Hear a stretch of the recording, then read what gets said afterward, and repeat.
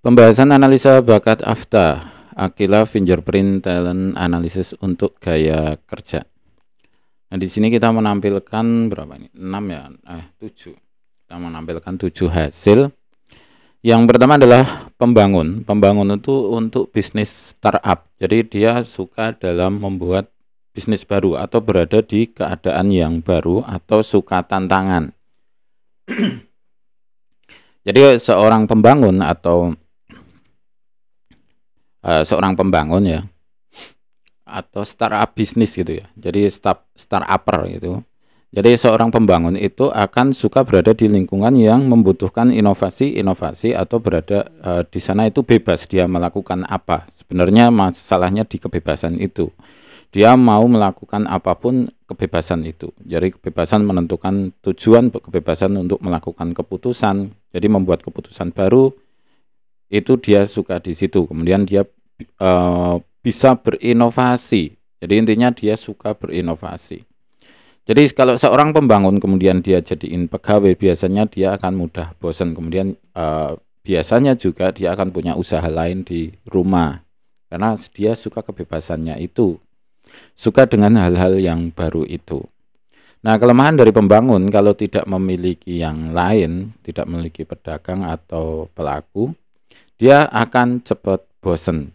Jadi dia membangun sebuah usaha baru, kemudian setelah mulai tingkat menengah sudah mulai berjalan, dia akan bosan, kemudian dia akan pindah ke pekerjaan baru lagi atau usaha baru lagi. Kemudian usaha yang sudah dirintis itu akan ditinggalkan. Ini masalahnya biasanya di sini. Jadi dalam sebuah perusahaan itu paling enggak ada 7 orang ini. Jadi ini adalah minimal dalam membuka usaha. Secara teorinya ya. Tapi dari tidak harus semuanya ada juga tetap aja bisa. Namun pionirnya itu di sini. Jadi ini yang harus ada dalam sebuah perusahaan baru pembangunnya itu. Jadi orang yang merintis ya, dia berani merintis melakukan apapun untuk membuat usaha baru itu berjalan. Pengambil keputusan ini kurang spasi ya.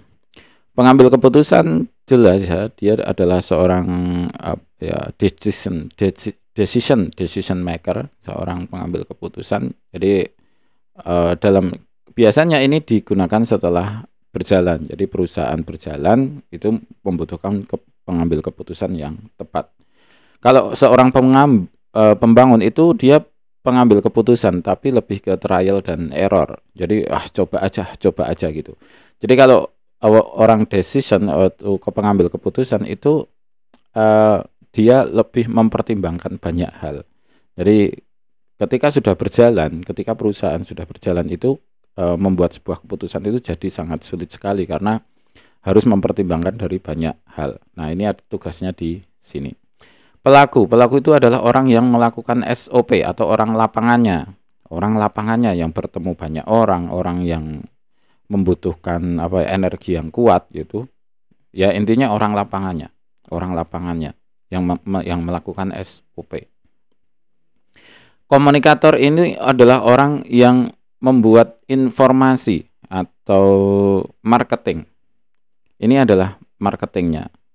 Bisa marketing, bisa membuat relasi atau membuat kerjasama dengan perusahaan lain seperti itu. Jadi ini adalah marketingnya, marketing relasi kerjasama. Kemudian deal maker ini adalah salesnya atau penjualnya. Deal maker ini adalah penjualnya, orang yang menjual barangnya. Jadi setelah produk itu diinformasikan di sini, maka orang yang menjual itu adalah deal makernya. Kenapa kalau di sini aja kok nggak bisa pengiklanan itu aja cukup? Karena tanpa adanya deal maker ini akan hanya sekedar informasi aja, dan informasi itu hanya ditangkap sebagai informasi, tidak beli-beli gitu. Barangnya nggak terjual-jual. Pedagang adalah orang yang melakukan usahanya, yang menjual, front office-nya atau yang jaga warung. Kalau dia yang jaga warungnya, yang berada di kantor, orang yang melakukan penjualan. Jadi teknis kan ini sudah terbeli, misalnya barang sudah terbeli, maka proses pembelian itu berada di sini. Jadi udah deal, oh ya oke, Nah, orang yang melakukan berikutnya adalah si pedagangnya. Kemudian pencipta di sini adalah orang yang membuat ide-ide. Ini orang yang membuat ide-ide baru di sini. Nah, ide-ide baru ini tidak akan terbangun dan tidak akan terlaksana jika tidak ada pembangun atau startupper. Kemudian tidak ada pelaku, maka tidak akan berjalan juga perusahaan. Ada perusahaan, ada pelaku, ada pembangun, butuh apa? Penjualan di sini, penjualannya di sini. Penjualan bisa terjual, tapi harus ada yang melakukan orangnya di sini. Jadi ini saling terhubung. Jadi orang-orang di sini semuanya saling terhubung untuk menjalankan sebuah perusahaan dengan fungsi masing-masing.